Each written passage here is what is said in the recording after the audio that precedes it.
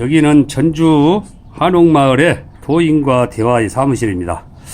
오늘 제가 이 손을 보고 당신에 대해서 모든 것을 다 해명하겠습니다. 먼저 수상을 먼저 보겠습니다. 일단 손 등을 보면은 상당히 조금 까무잡잡하죠. 이런 사람들은 근기가 있다라고 볼 수가 있고 타고난 근성이 있다라고 볼 수도 있습니다. 손 모양새 7가지가 있는데 이 형은 여기 두께나 이 두께가 똑같다는 것을 실무형이라고 부릅니다. 실무형인 사람들은 책임감이 강하고 권리 주장도 잘 한다라고 볼 수 있습니다. 돌려보겠습니다. 제일 먼저 손가락의 5개를 먼저 확인해 보겠습니다. 손가락의 표준은 이 엄지손가락은 이 관절의 중간이 표준입니다. 표준이 조금 미달됐네요. 이런 사람들은 욱하는 감정에 자기 본능대로 막 움직여버리고 윗상사의 원조가 없다. 한마디로 말해도 윗상사한테 아부를 못 떤다 라고 볼 수가 있습니다. 자, 뒤가 이게 손목이 꺾어지지 않는 사람을 보수적인 사람이라고 합니다. 그래서 본인은 보수적 경향이 상당히 강한 사람이다 라고 말할 수 있습니다. 그 다음에 이제 식지를 보는데 이 식지는 지배하는 힘, 향상심, 발전심을 보는데 표준이 이 관절에 딱 표준입니다. 이게 딱 표준이죠. 그래서 본인은 지배하는 힘은 상당히 세다고 볼 수 있습니다. 그러나 욱하는 감정에 지배를 하려고 하다 보니까 약간 문제는 생기지만 그래도 지배력은 있어야 합니다. 그 다음에 중지, 이 중지의 표준은 이 손바닥을 10으로 볼 때게 8알이 표준이다 라고 해서 딱 8알이 되죠. 8알이 된 사람들은 자존심이 강하고 또 사명감이 있다. 한마디로 말해서 자아가 강하다라고 말할 수 있습니다.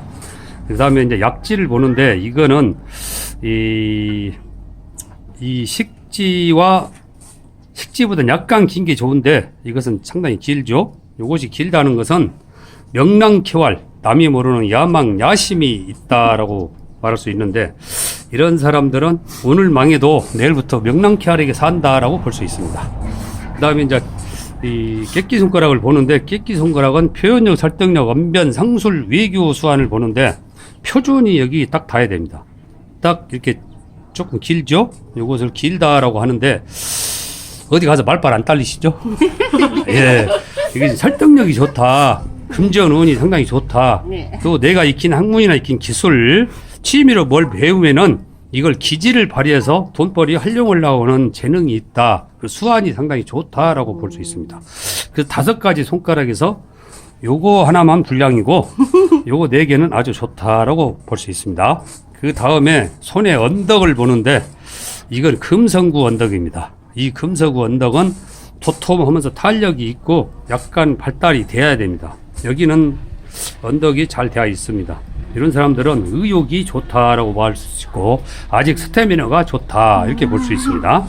그 다음에 이게 월구 언덕이라고 이렇게 해서 월구 언덕이라고 하는데 요거는 상상력, 공상력을 보는데 요것은 그냥 표준으로 발달되어 있습니다.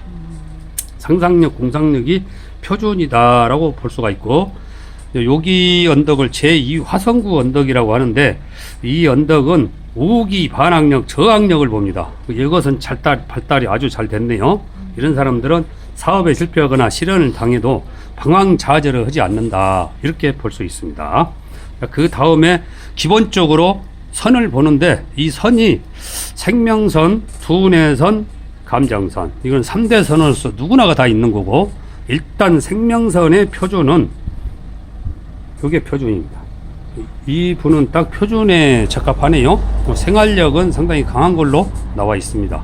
활동력, 생활력 왕성하고 그 다음에 생명선에서 지선이 하나, 둘, 3개가 지르났는데 화면이 잘 안 보이면 각각에 한번 대보겠습니다.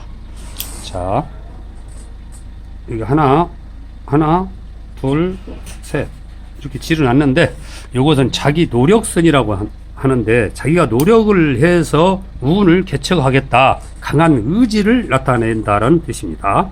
생명선은 아주 힘이 있고 팩 돌았기 때문에 본인은 장수형이다 라고 볼 수 있으니까 나이가 먹어서도 계속 할 수 있는 일을 해야 됩니다. 만약에 이 일을 빨리 놓아버리면 인생이 심심하다 이렇게 볼 수 있습니다. 그 다음에 이제 두운해선을 보는데, 두운해선은 지적 능력을 보는 겁니다. 두운해선 자체가 이 생명선하고 접착하는 게 상당히, 이게는 조금 접착력이 좀 길다라고 볼 수 있는데, 상당히 신중한 사람이다라고 볼 수 있는데, 이런 사람들은 직업 정신이 상당히 투철하고, 내가 이 일을 할 때에는 몸을 사리질 않고 열심히 한다라고 해서 책임감과 의무감이 상당히 강하다. 다음부터는 일을 할 때에 너무 이 일에 몰두하지 말고 몸을 좀 사려가면서 하십시오.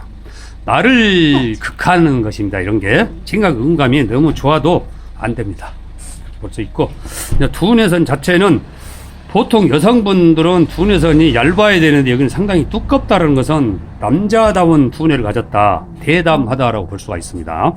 두운해선이 반뜻하면 이과, 하행하면 문과, 근데 여기는 중간으로 가 있기 때문에 이과, 문과를 겸비했다라고 볼 수가 있고, 이런 사람 자주 독립이 강해서 프리랜서나 자영업이 맞다라고 말할 수 있는데, 지금 여기서 보면은 두운해선 자체가 화면에 보일란가 모르겠습니다만, 원선은 이건데 나중에 이 선이 살짝 지르났어요. 내가 한번 그려보겠습니다. 이렇게 지르났죠. 원선은 이건데, 이 지르났다는 것은 처음에는 이게 두운해선이 하행을 했다는 것은 체면을 우선시 한다라고 보면 됩니다. 근데 이제 나중에 이것이 지르났기 때문에 이건 현실을 즉시하는 거죠. 현실을 즉시한다는 것은 계산이 빠르고 통밥이 잘 재고 이익을 볼 건가 손해를 볼 건가 이 계산을 한다는 뜻입니다. 그래서 끝이 이렇게 갈라진 두운해선을 가진 사람들은 자기 일에 대해서 통찰력이 있다라고 말할 수 있고, 또 자기 분야에서 하나를 갖춰주면 두를 안다라고, 사물에 대한 뜻을 빨리빨리 얻는다라고 해서 머리는 상당히 좋다고 볼 수가 있습니다. 자, 그 다음에 이제 감정선. 감정선은 직선이면은 독단적인데 이게 곡선이죠. 곡선인 것은 성격이 온화하다라는 뜻이고, 또 감정선 끝이 살짝 갈라졌습니다. 이렇게 갔다는 것은 명랑쾌활하다는 뜻입니다. 그런데 이 감정선이 길다는 것은 일단 정신적 서령을 한다는 뜻이고, 꾸랑으로 이렇게 들어갔다는 것은 일단은 누구를 좋아하면은 일단 배려를 하는 축인데, 배려하는 만큼 돌아오지 않으면은 그때부터는 내 상식으로 이렇게 잣대를 잰다. 그래서 이놈은 사귀어야 할 놈, 사귀지 말아야 할 놈은 정의를 내려서 한번 틀어진 사람하고는 친하게 지내려고 노력을 하지 않는다. 이런 감정선을 가졌는데, 좋게 말하자면은 자기 방어에 뛰어나다는 거 말할 수 있고, 나쁘게 말하자면 좀 냉정하다. 근데 요즘에는 이 사람들이 너무 많다 보니까 자기 방어의 능력, 자기 방어에 좀 뛰어나야 됩니다. 개나 소나 돼지나 누구나 인연을 맺어놓으면 그 인연으로 인해서 삶에 해가 된다. 그런 말이 있습니다. 본인은 자기 방어는 잘 하기 때문에 계속 그렇게 해놓은 것도 나쁘지 않다라고 볼 수 있습니다. 그 다음에 제일 중요한 운명선이라고 하는 건데, 자, 운명선은 요 선이 운명선이라고 볼 수가 있습니다. 이 운명선은 그 사람의 운을 나타내는데 언제 성공을 하고 언제 망하는가 기lum화복을 봅니다. 손님 나이가 46세요? 네, 46세면은 이거는 제 노하우이기 때문에 제가 이렇게 정확하게 책에서 나온 내용에 의하면은 책에서는 안 맞는 경우가 상당히 많이 있습니다. 근데 저는 제 노하우로 실전에서 찾은 해답만 가지고 말을 하겠습니다. 일단 운명선이 나와 있다는 것은 본인의 뜻한 바를 이룰 수 있다라는 뜻이고, 이 운명선이 3대 선보단 더 진하면 내 역량이 더 크다라고 볼 수가 있는데, 이분도 운명선 자체는 상당히 좋습니다. 근데 이 운명선이 여기서 출발을 했기 때문에 나가서 행하면 인기가 있다, 대중 앞에 서는 것도 맞는다, 그렇게 볼 수가 있습니다. 그러면 지금 대략으로 볼 때 46세면 한 이 정도 보는데, 지금 운은 나쁘진 않아요. 네, 그래서 지금은 본인 운이 좋다는 것은 내가 생각하고 국는 것이 현실하고 일치해서 운이 열린다. 운이 있을 때에는 남의 말을 믿을 필요가 없습니다. 본인 의지대로 소신대로 밀고 가면 된다. 그 다음에 이제 이 유년법에 의해서 이 운명선이 여기서 갈아타죠. 50이 넘어서 환경 변화가 일어난다. 정확하게 50에서 51세의 환경 변화가 일어나고, 나머지 이제 운은 이 운보다는 좀 약하기 때문에 이 환경 변화를 안 하는 게 좋다라고 할 수 있고, 그 다음에 50 넘어서 뭐 크게 사업을 할 일이 있습니까? 아무래도 뭐 사업을 하실 의향이 있으십니까? 아니면 집을 사실 의향이? 장사를 좀. 장사? 네.